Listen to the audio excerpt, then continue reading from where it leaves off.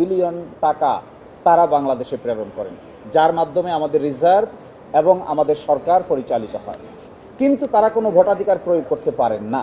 এ নিয়ে সারা দুনিয়াতে একটি বড় ধরনের আকাঙ্ক্ষা আছে।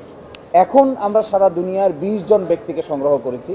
যুক্তরাজ্য, যুক্তরাষ্ট্র, Canada, Australia, Italy, Germany, France, Saudi Arab, Qatar, Kuwait, Malaysia, Spain, Portugal, এই সমস্ত দেশে যারা বসবাস করেন আমাদের ভাইয়েরা, তারার মধ্যে 20 জন এসে আজকে একটি লিগ্যাল নোটিশ প্রেরণ করেছেন নির্বাচন কমিশন এবং সরকারকে, যেন তাদেরকে আগামী নির্বাচনের আগেই ভোটাধিকার প্রয়োগ করার সুযোগ করে দেওয়া হয়।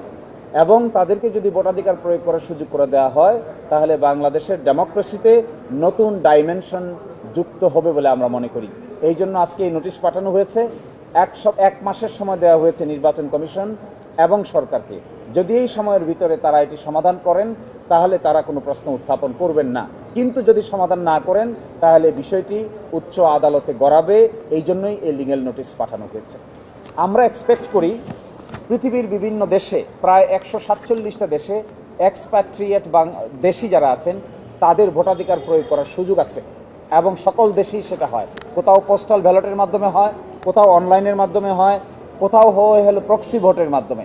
আমরা এখানে প্রপোজ করেছি যে বাংলাদেশ থেকে তাদেরকে আগে নির্বাচন কমিশনের মাধ্যমে ন্যাশনাল আইডি কার্ড করাতে হবে।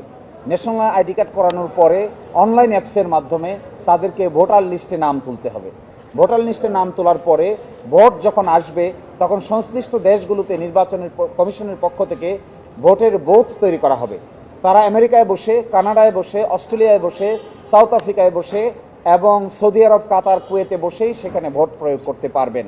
যার বাড়ি যে এলাকায় হবে, তিনি সেই সাংবিধানিক কিংবা সংসদ সদস্য, সেই এলাকার সংসদ সদস্যকে তিনি ভোট দিতে পারবেন। এই ভোটটা অনলাইনে গণনা করা হবে।